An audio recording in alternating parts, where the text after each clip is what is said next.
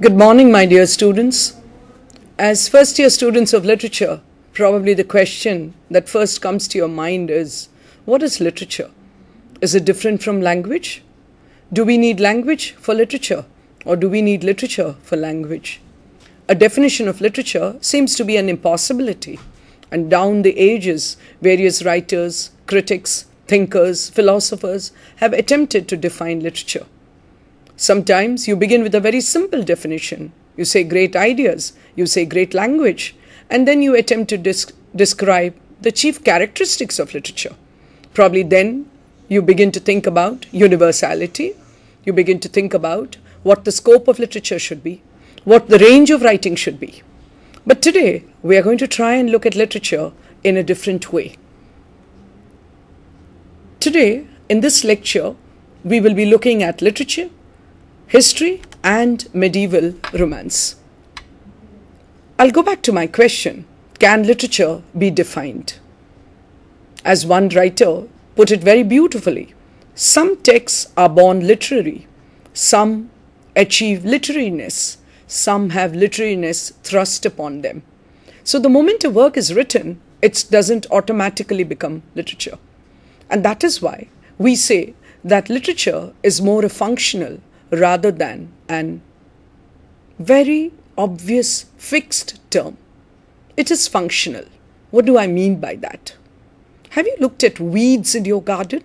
You know what weeds are? Little plants which really are upsetting, are coming in the way, are proving to be an obstacle for whatever we want to grow. Think of a garden. Think of rose plants planted in straight lines as far as your eyes can see. And there you have suddenly, let me use a common Gujarati word, you have probably a pudina growing up there.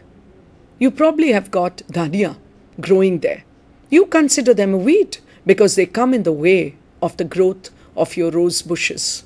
But let's imagine that actually you've got fields and fields of dhania and pudina. Then they are not weeds.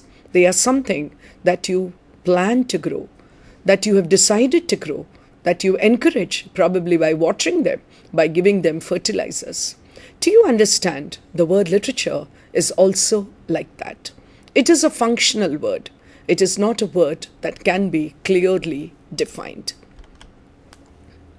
What is literature?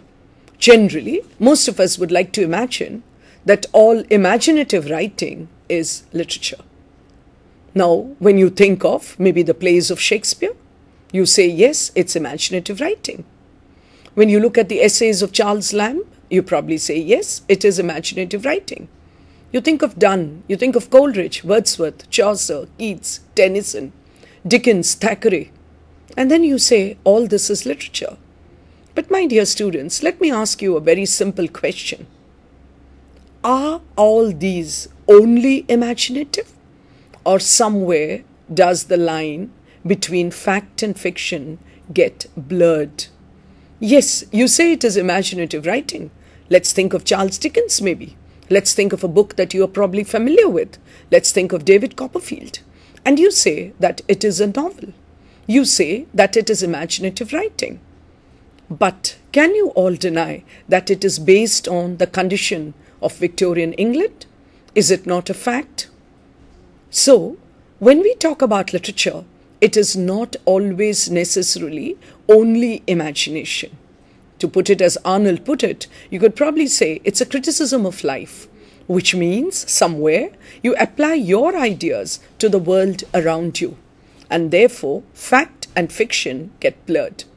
In fact, when we look at Terry Eagleton's essay, What is Literature?, the question can be asked, do you consider newspaper reports to be fact? Do you consider all novels to be fact? Do you consider all good writing to be called literature because it is imaginative? No, my dear students, we have to understand that these two levels get blurred all the time. There is a difference probably between what we can call artistic truth and what we call historical truth.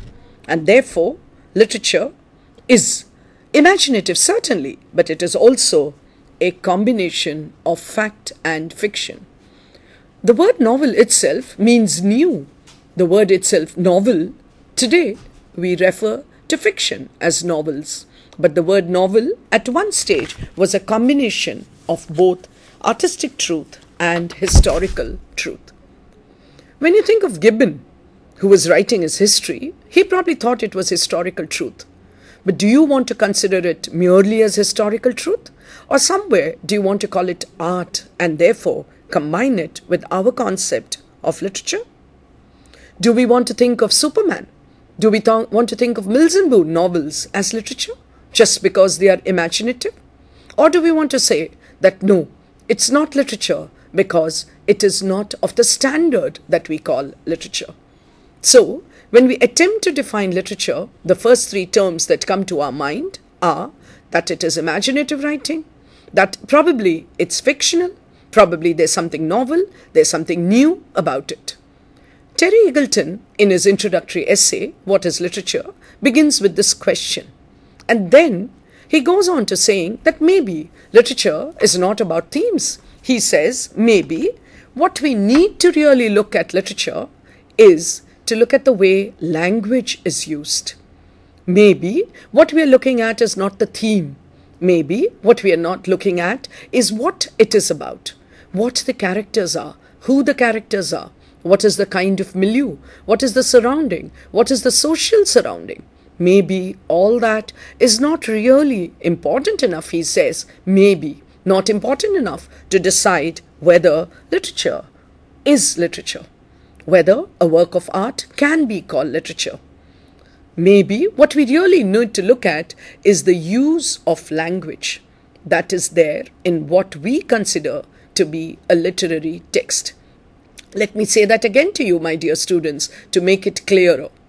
What we need to look at in any text which we want to consider to be literature is not the theme, is not what it is about, is not what the story is about, but instead to look at the use of language. And a Russian critic, Jacobson, put it very strongly when he said, organized violence committed on ordinary speech. Organized violence committed on ordinary speech. What do we mean? What do we mean by that?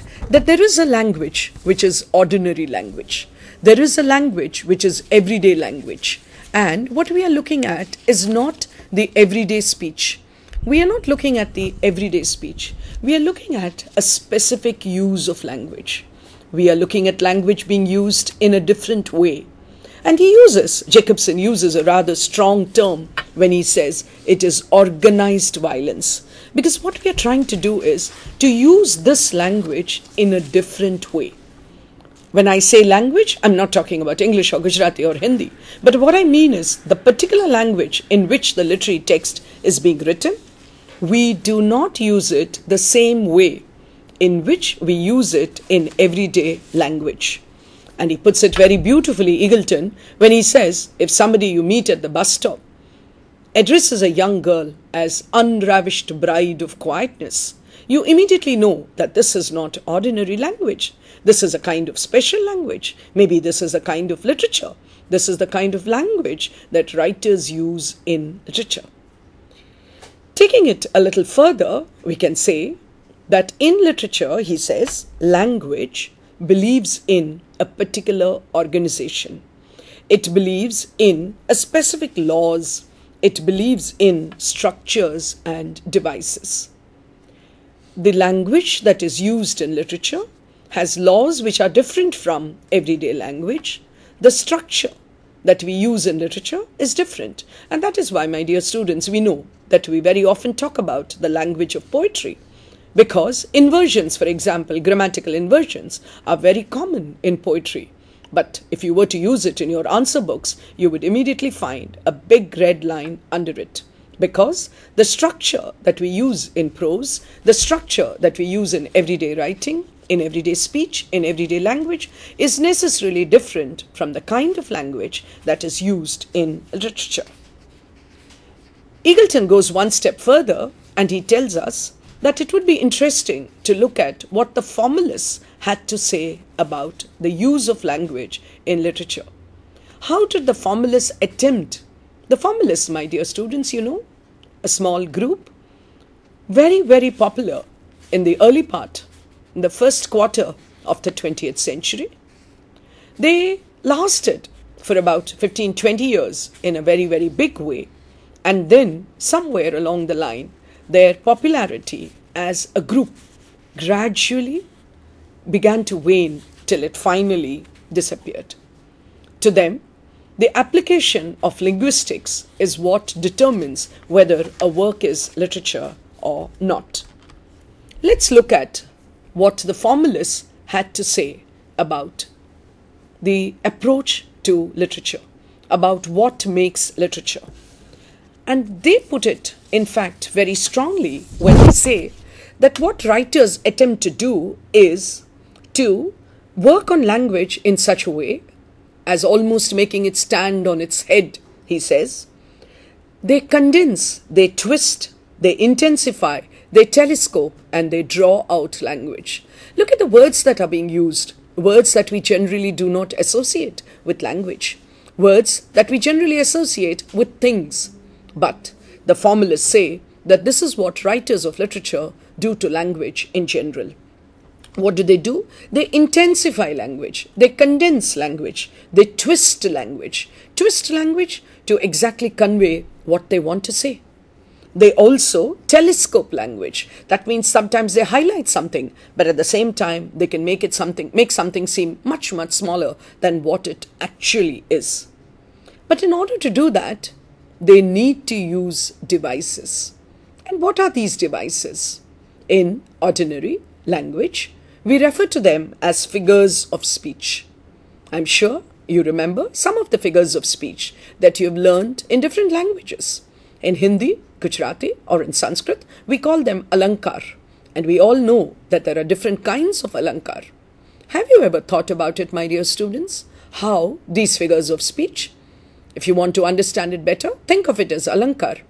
How these different figures of speech are so common a part of our everyday language. Don't we all use comparisons when we say as cold as ice, as white as milk, as slippery as an eel? When you use all this, what are you doing? You're actually using a literary device. You are actually using a figure of speech. But what happens in literature? When a writer uses these, he uses them much more. And therefore, we become conscious, we become aware, we realize what the writer is doing to language. According to Eagleton, this is what the formalists believed gives literature a particular quality. This use of language, this use of devices is what gives literature a particular quality. What do they achieve, these writers, by using these devices? By estranging, by alienating, by making language stand on its head. According to the formalists, what it succeeds in doing is to make it strange. And it's a beautiful comparison that Singleton uses here when he says, we are not conscious of the oxygen that we are breathing. It's so obvious that you need oxygen in order to live. It's so obvious that you're breathing in oxygen every moment that we are alive. What happens when suddenly you are deprived of oxygen? It is in the same way that when language is twisted, we realize that language is being used in a different way.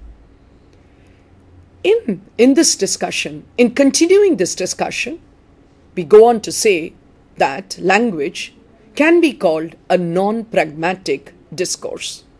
He talks about how literature can be distinguished from the sciences which we consider to be pragmatic, and therefore literature can be non-pragmatic. Literature shows us that there is a specialized use of language. How do I know this? Because it is a context which tells me that this use of language is different from the everyday use of language.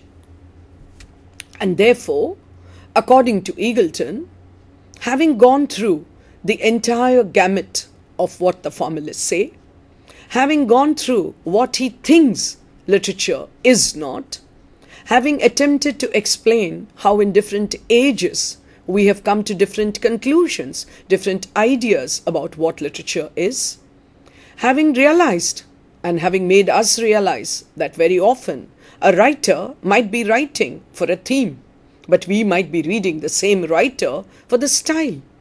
This may not be in keeping, may not be in consonance with what the writer actually wanted to do. But yet, when we read it, we are reading it from a specific point of view. We are reading it for a specific reason. We are reading it because the writer has been able to make such wonderful use of language. And the examples that he gives, my dear students, takes into consideration the entire gamut of literature. Terry Eagleton is able to give us examples, not merely from the well-known texts of English literature, from Chaucer and Shakespeare, to Donne, to Dickens, to Cervantes, and to Animal Farm. It's not that he's only talking about George Orwell, but he also takes into consideration all the wonderful writing, the histories that have been written. He talks about Gibbon, he talks about Marx and Bentham. And in reading this essay, you will get a fantastic idea about what literature can be, what literature is attempting to do, and what, according to Terry Eagleton, are the main characteristics, the main ideas of what literature is all about. But I want you to remember that the conclusion that he draws is that literature is never the study of a well-defined entity. If you can think of entomology as being the study of insects, which gives us an exact point, literature is never the study of a well-defined entity. And the reasons he gives us, remember, is because the approach to literature is equally important. It changes. Literature is not, I want you to notice, unchanging and unchangeable. If it is not unchanging and unchangeable, what does it mean? Remove the two negatives and the answer that you have, that it is constantly changing and it is constantly changeable. What does it mean? It means that it is historically variable. Where you are standing, at which point of time, at which point of space you are standing, when you look at a piece of literature, what has been called literature down the ages. When you look at a text which is considered to have literary value, please remember it also depends on the power structure, on the place in which, on the space in which you are standing when you look at it. And therefore, Eagleton concludes that it can never be purely objective. All literature, when read, has a subjective angle to it. And that is why he says, when values change, our approach to literature changes. When values change, our attitude of what constitutes literature changes. And he would somehow like to relate it to the power structure, because in each age, literature is again rewritten. In fact, Eagleton goes as far as to argue that there is nothing which is a permanent value. And he argues that when values change, maybe we'd even begin to question whether Chaucer or Shakespeare is literature at all. He gives us a fantastic example of a test which the great critic I.A. Richards conducted in his class at the university.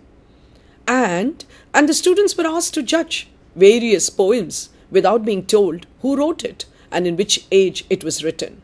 Strangely enough, interestingly enough, probably intriguingly enough, it was realized that most of the well-known poems by well-known poets did not get as many marks as those by very unknown writers.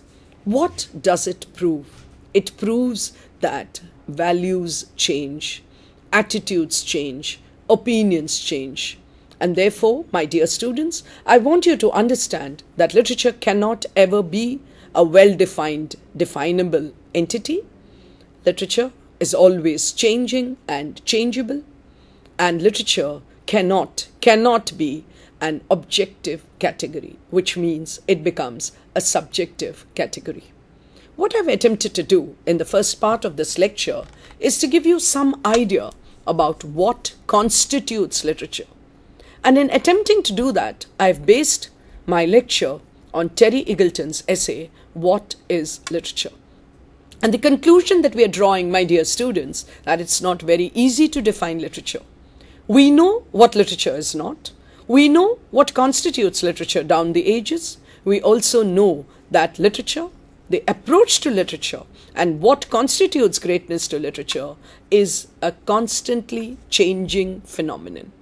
I want you to remember that these modern writers have attempted to define for us certain terms which earlier we thought could be fit into slots, which we thought could be easily defined, which we thought 2 plus 2 is always 4.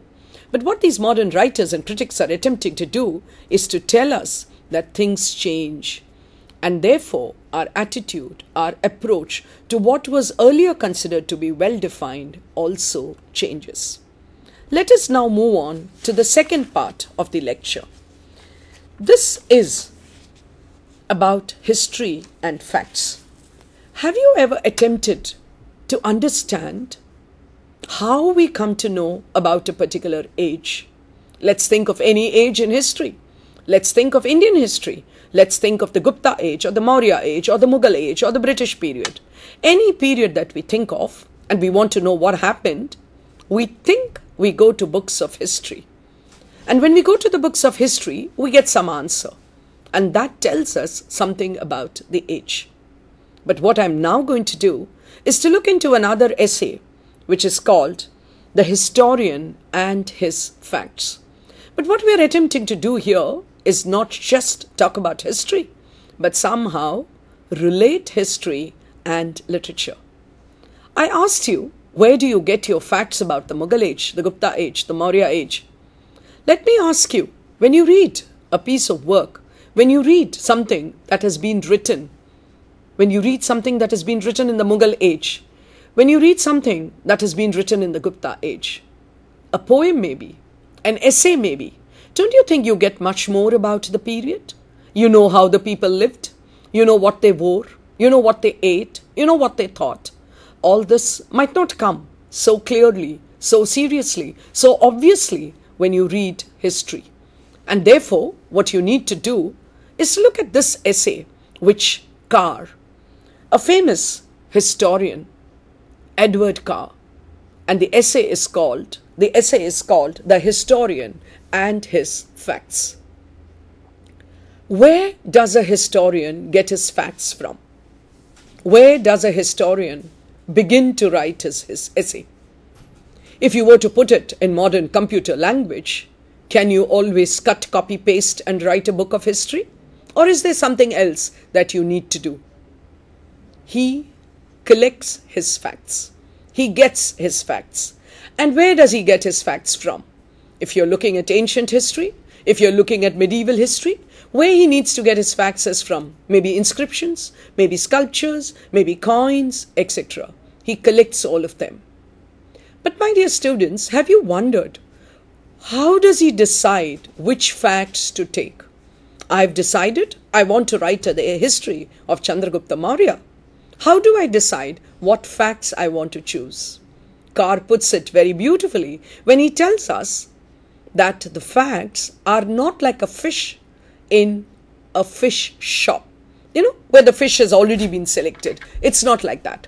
Then what is it? He says it's like fish in an ocean. You just have to take this comparison very, very in detail, clearly to understand what Carr is saying about the choice of facts. Let me say that again for you. Not like fish in a fish shop, but like fish in the ocean. That means I, a fisherman, maybe an angler, I go to the ocean and then, like the historian has to collect his facts, like the fisherman has to collect his fish, catch his fish maybe, net his fish, angle for his fish, you need to sit somewhere. The fisherman needs to decide which part of the ocean he is going to. Which kind of fish are there, he probably knows or he probably doesn't know. And then, what is the net that he throws? What is the bait that he throws? Which kind of fish come there? What part of the year is it? What season is it? All this will determine what fish he is able to catch. He says, so too with the historian. Facts are required, he agrees.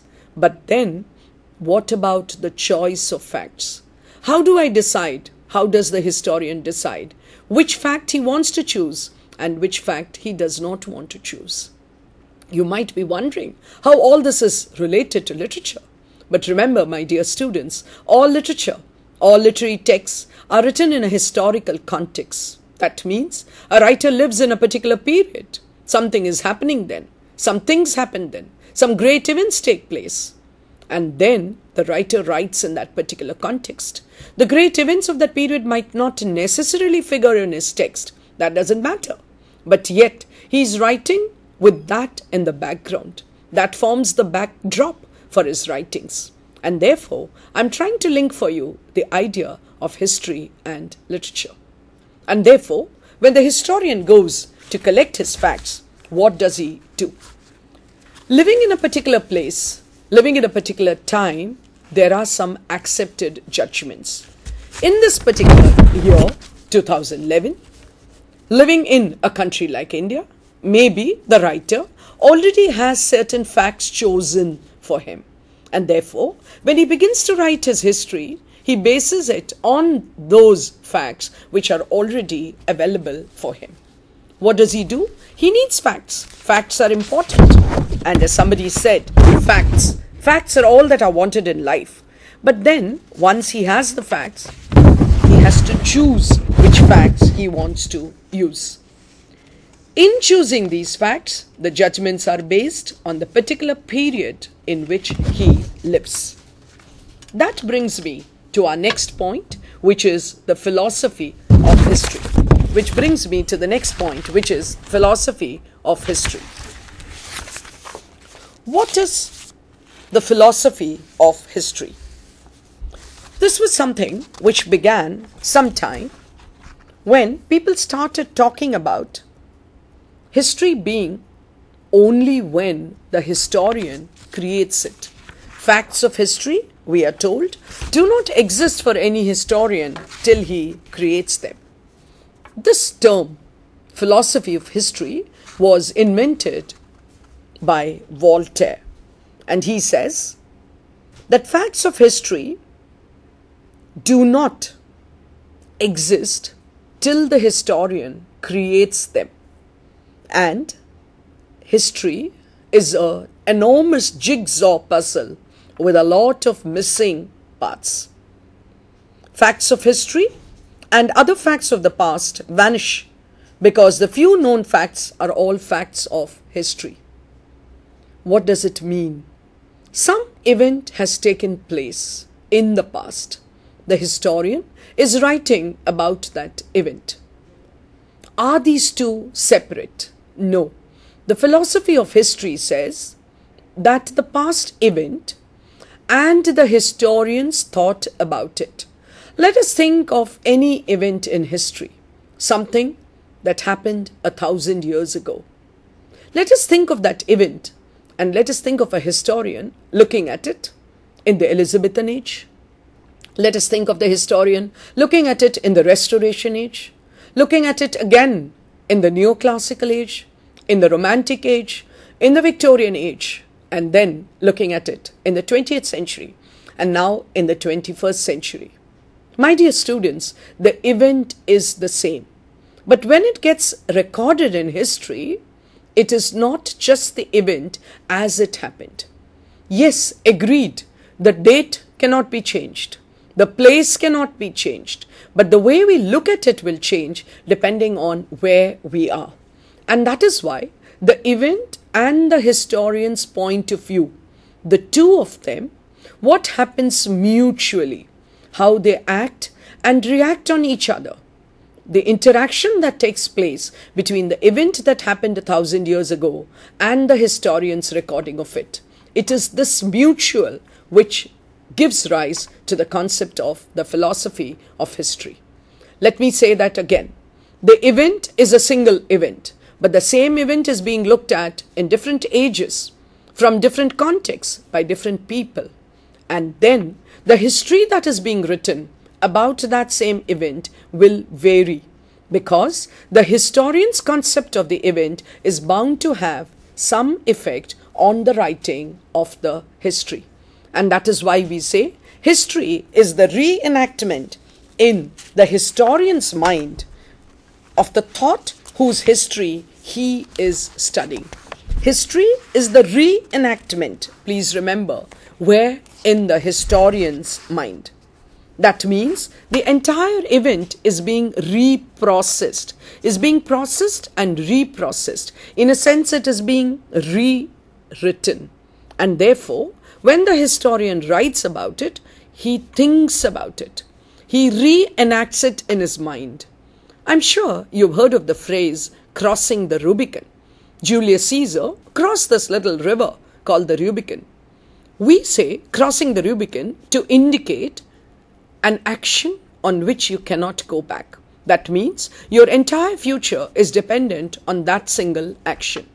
Which means historians have decided at a particular point in time that if Caesar had not crossed the Rubicon at that given moment, at that time, maybe the events of history would have been different.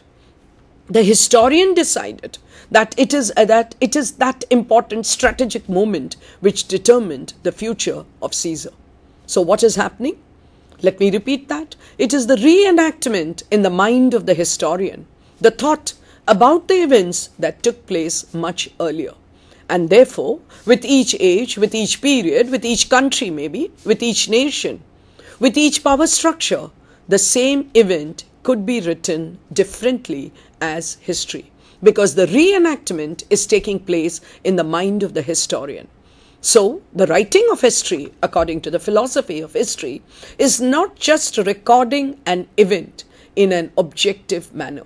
It means that the historian thinks about it and comes to his decision. That brings me to the next question: how pure is history? As we have already seen that it cannot be just one point, it just cannot be something that is being repeated in all ages by all historians. We have to see that all history is refracted through the mind of the recorder. And therefore, we've got 2 points that we have to remember here. We have to talk about history and we have to talk about the historian. Let me quote for you Professor Oakeshott, who says, "History is the historian's experience. History is the historian's experience. It is made by nobody save the historian. To write history is the only way of making it." Please listen to that again. History is the historian's experience. So here you have a historian who is writing about the Kalinga War, who is writing about Ashoka's transformation when he saw all the soldiers, all the bloodshed, all the soldiers lying dead, all the bloodshed. It is the historian, his experience, which creates the history, which gives Ashoka all those feelings. What we are trying to say here is that no event recorded in history is simply an event. What we have to remember is it is the historian's experience which comes into the picture before history is recorded. How is history made? To quote the same professor, it is the writing of history which is the making of history. That is, historians decide how an event is to be looked at. Which means we have to decide that we have to come to the conclusion that there's nothing as pure history. All history is history as written by the historian. In order to do that, a point that is important for historians is an imaginative understanding. Carr gives us a number of examples to show how, if the historian does not have an imaginative understanding, what he writes, what he puts across, what he records might be a very one-sided. He takes examples from the recent past. He talks about the British historian writing about the Soviet Union.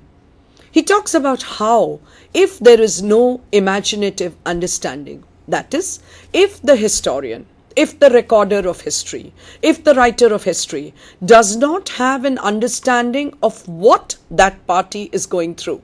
Because here he's talking about the British-Soviet relationship. When he's talking about that, he says, if the British historian is not able to view the events from the Soviet point of view, he says, then the history that is recorded will not be true history. Because remember, history, we know, is always written by the victor. But in order to be true history, in order to be factual, in order to be recording events as they took place, Carr tells us that what the historian, what the writer of history requires is an imaginative understanding. The British historian should be able to see what the Soviets feel about a particular event, about a particular incident, about a particular treaty, about a particular discussion, and see it also from the Soviets' point of view before he records it as history. And to this, Carr gives the term imaginative understanding. The next point that Carr makes is history is always viewing of the past through the present. Why?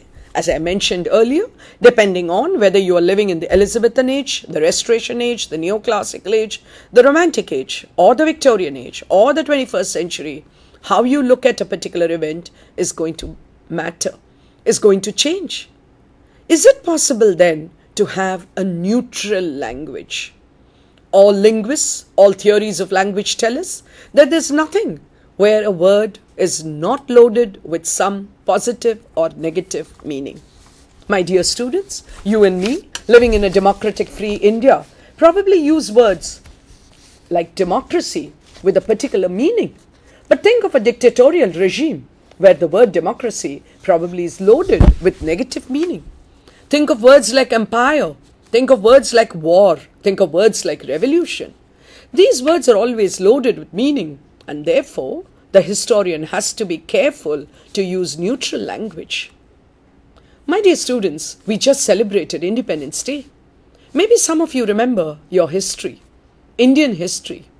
I remember a few years ago when all our books of history were written by the British. We referred to 1857 as the Sepoy Mutiny. I'm talking to you about the importance of language, the importance of trying to have a neutral language. Because the books were written by the British, it was called the Sepoy Mutiny. We gradually changed the word and began to call it the revolt.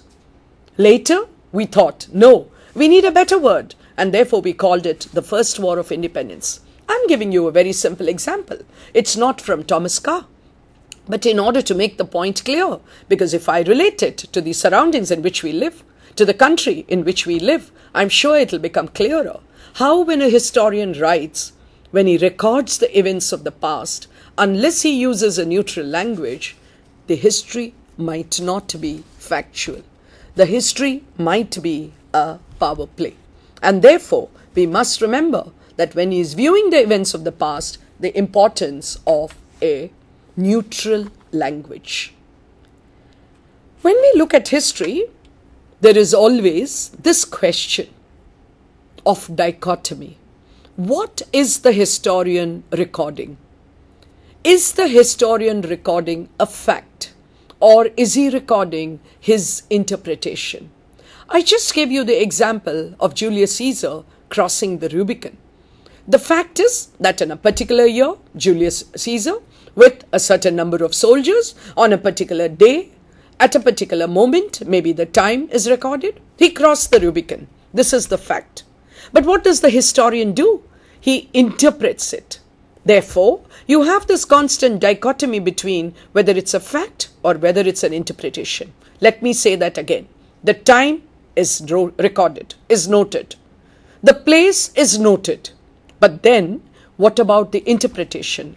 How important is the crossing of the Rubicon? That is decided by the historian.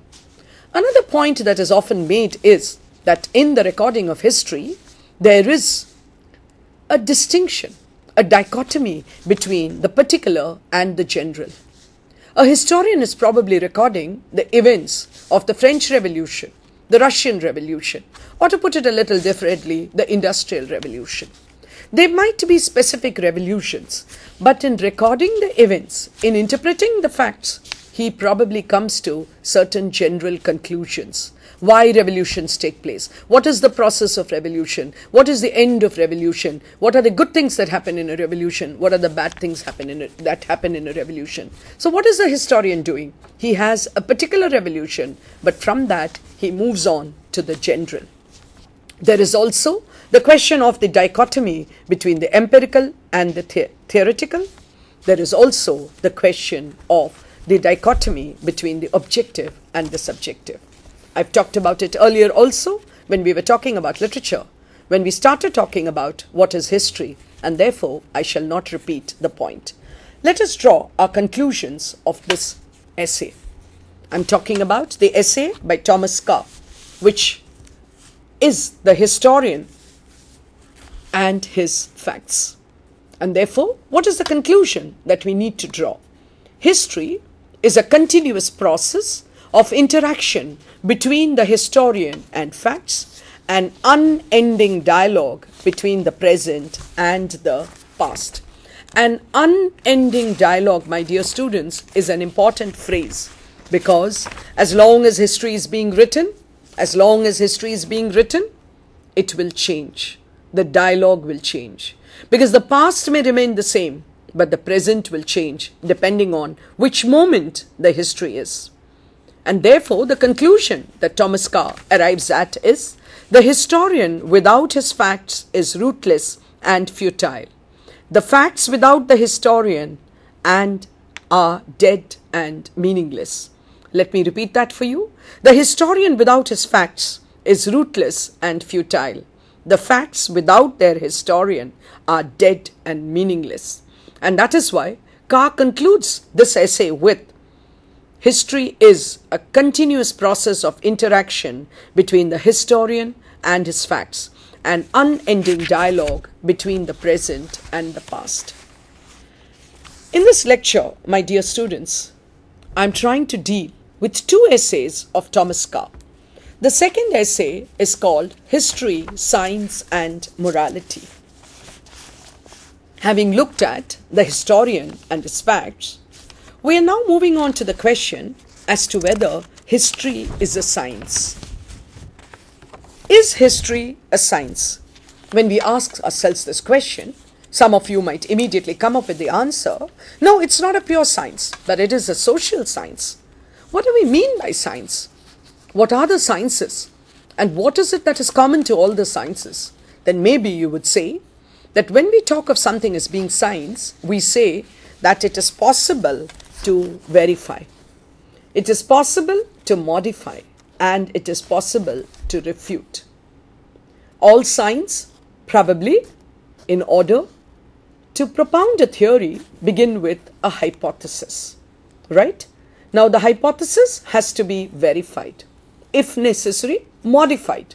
And if we find that it doesn't work, it's not true, maybe the hypothesis was wrong, then what we need to do is to refute it.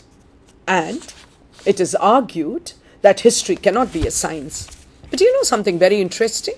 In many European languages, the word history, in the particular language, there is the inclusion of the idea of science. Strangely, in English, history does not have an inclusion of a word science in it. I was just telling you about the importance of hypothesis in sciences. But let me tell you, even in history, hypothesis is important. For example, very often we divide history into different periods. You know, these periods are only for convenience. It's not as if it's fixed. It makes it convenient for us to look at history by dividing India, the Indian history, into the ancient period, the medieval period, and the modern period. Then when you look into the ancient period, you've got the different dynasties which ruled. Then when you look at the dynasties, you've got the different kings who ruled. In the same way, you could do to the medieval period, you could do to British India, or to the modern period. What I'm drawing your attention to is, it is wrong to say that in history there is no hypothesis. In history also there is hypothesis. And where there is hypothesis, there should be the possibility of verification. There are some writers There are some thinkers, according to Carr, who object to calling history a science because of certain reasons. Let's look at those reasons. 1. History deals with unique and the science with general. The first objection, according to these writers, is that history deals with the unique and science with the general. You know, in this essay, History, Science and Morality, Carr looks at each one of these objections and gives us answers why these objections are not true. He attempts in a very detailed way to give us answers to each one of these objections and to refute them in a very, very scientific way. He says the first objection is that history deals with the unique and science with the general. He says no. Why? Because no two historical events, incidents are identical. And therefore, what happens is everything is moving gradually towards the general. It's not unique, but moving towards the general. Looking at a series of events or similar events. Let us look at wars. Let us look at battles. What the historian does is comes to certain conclusions about battles, about wars. The second objection is that history teaches no lessons. He refutes that argument too by telling us that it is unfair to have such an objection towards history, because he says every generalization, he relates it to the first objection. He says history deals with the general, and from that he comes to the conclusion that there are many lessons of history. When we look at ancient Greece and we look at ancient Rome, we know that there were many lessons that one civilization learned from the other. He says, and therefore it is wrong to say, he refutes the argument that history teaches no lessons. The third objection is that history is unable to predict. Science can predict that because of the law of gravity, we are told that the apple will fall. Carr gives us a beautiful example. Yes, the apple should fall because of the law of gravity. But science does not tell us that if I hold a pail, a basket, in front of, below the falling apple, the apple is not going to reach the ground. So has science been able to predict that a particular apple will not fall down? He talks about the optical rays, and he says we know that the optical rays travel in a straight line. But something could come in its way, something could stand in the way, something could prove an obstacle by which the light cannot travel in a straight line. Does science predict this? He says in the same way, history also can predict. That if you have these things, if these incidents take place, if the people are unhappy, if this happens, then a revolution is likely to take place. If a king goes into particular battle because of these circumstances, he is likely to fail. So he says history also can predict. The next point that people say about history, that history is subjective and science is objective. Carr raises a question about the validity of such an objection. And he says, no, there is a principle of uncertainty or indeterminacy.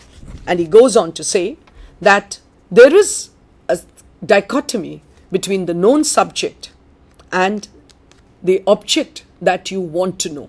This was a dichotomy that was accepted earlier.